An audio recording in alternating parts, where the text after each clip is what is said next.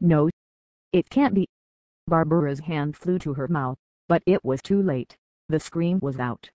The girl leapt off the swing and was now running for the woods. "Hey, come back here," she ordered, starting to pursue the intruder. Ghost.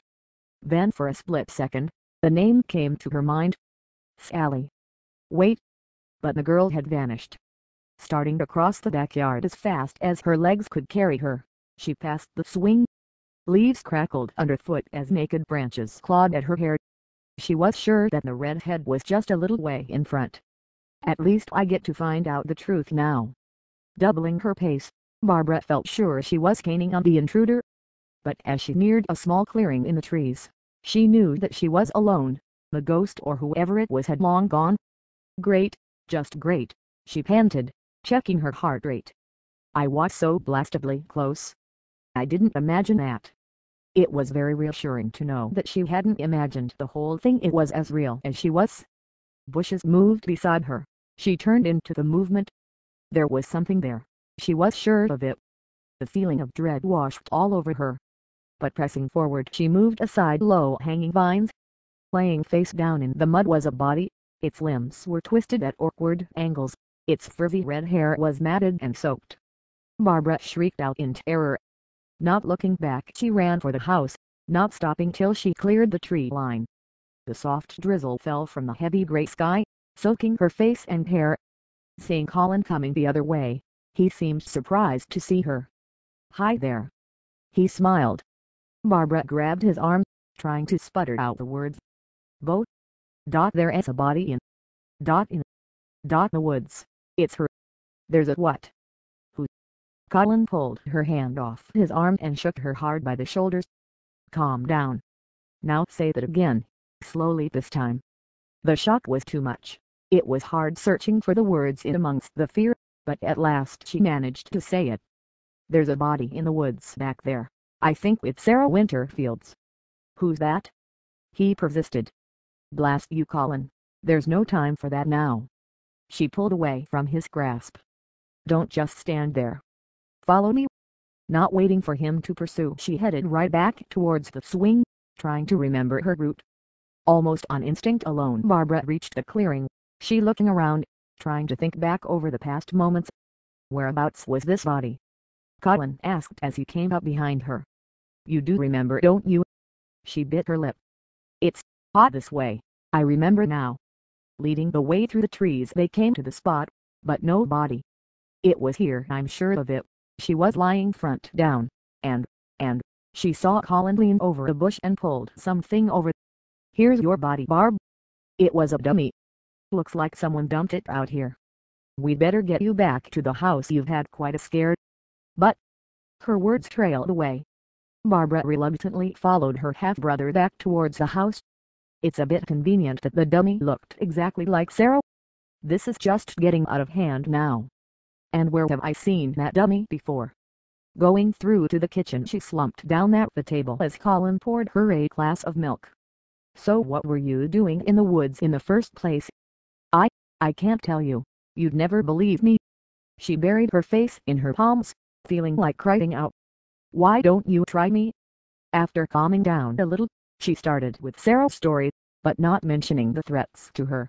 He'd think she was paranoid and tell her mom or dad. "So I started running after her, but all I found was that dummy." Colin just sat there taking it all in, till a grin crept across his face. "You can't chase ghosts, Barb. You'll never catch one. Don't mock me. I'm not, I swear. You really have lost that great sense of humor you never had." "All right," Barbara sighed, her head still spinning. "Did you lock all the doors when you went out?" "Sure," he replied, studying her expression as though she were a test subject. "I double-checked them too." "Why?" "Because when I got back from school, both the front and back doors were left open." Colin shrugged. "Then I don't have a clue. Maybe the place is haunted, who knows, but I think we should keep this to ourselves." She could only nod. Telling her parents would only make them worry about her state of mind. Getting to her feet, she shoved past Colin and went upstairs, throwing herself on her bed. Soon Thursday had arrived. Barbara's first week in the new school would be coming to a close in one day, and also in their new home. It was later in the afternoon than usual, when Jeff dropped her off after school. She thanked his as always. "You've been here 6 days," Jeff stated. "What do you think of our nice little town?" He noticed worry in her eyes. "Apart from creeps that island, everyone else here seems to be nice, very helpful. I think I may stay a while. Not that I have much of a choice." She just smiled. "I'm really glad you like it. Don't worry, the place will grow on you in the end." His expression changed to a serious one. "You must be getting pretty bored up here on your own." "Well, I've got Mum. My dad should be home by now, Jake and Colin." She paused for thought.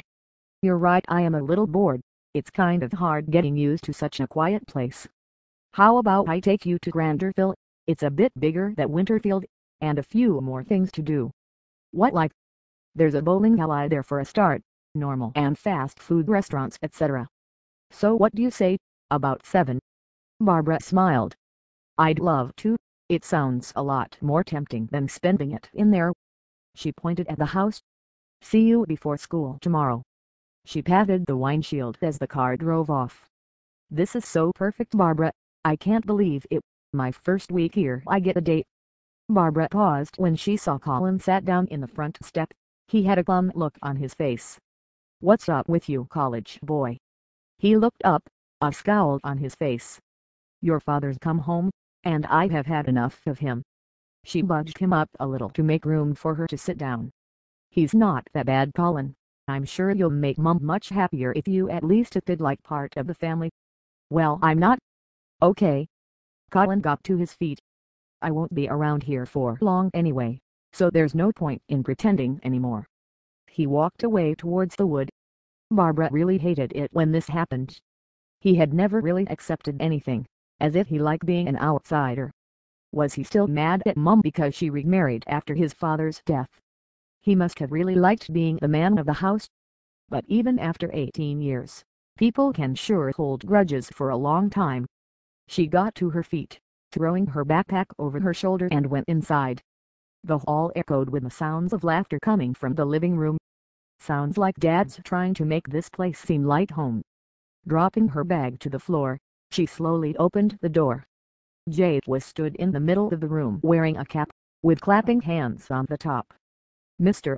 and Mrs. Hodgman sat on the settee laughing with him. Her dad looked up, and smiled. "Hi there, Barbs. Good to see your old man again." He got to his feet and gave her a huge hug. "Looks like you and I are going to be spending a lot more time together." "Yeah, great. It's good to see you, Dad." She forced a smile. Had he really ever liked Colin? Stupid boneheads. Mr. Hoffman pulled away, and picked up a large bag. "Here you go." He handed her the bag. "What is it?" "Well, if you looked in the bag you may find out." He laughed, and sent Jake off giggling. Slowly she pulled open the bag, and there was a wooden box inside.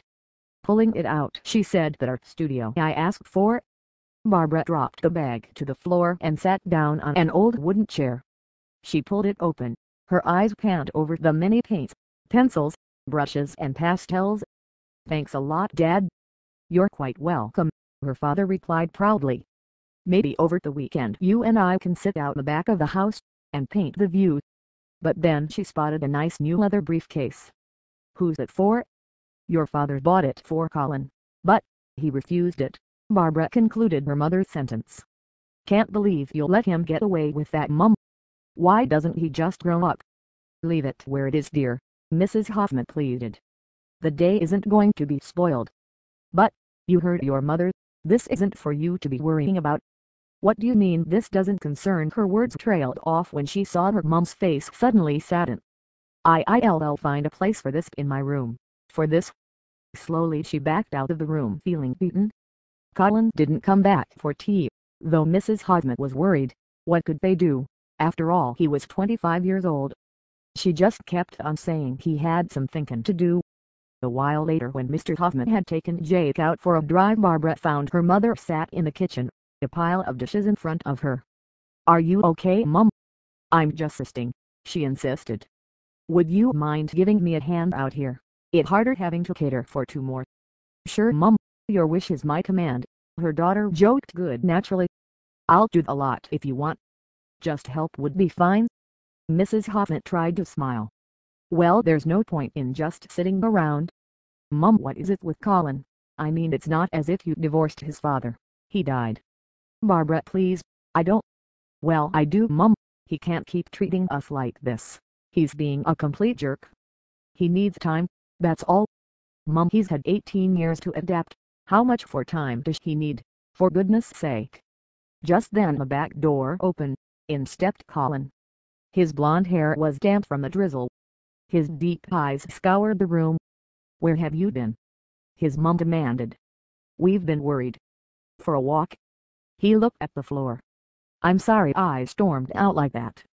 Those words seemed to break the wound between Colin and Mrs. Hoffman, but for Barbara this was going to be just the beginning, along with all the other worries she had.